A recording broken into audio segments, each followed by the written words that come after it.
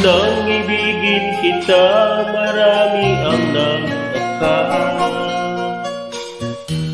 May nagsabi na bulag raw ang aking mata. Ang sagot ko, hindi malinaw bulag. Huwag lamang magtaksil sa bulong ng damdamin ko.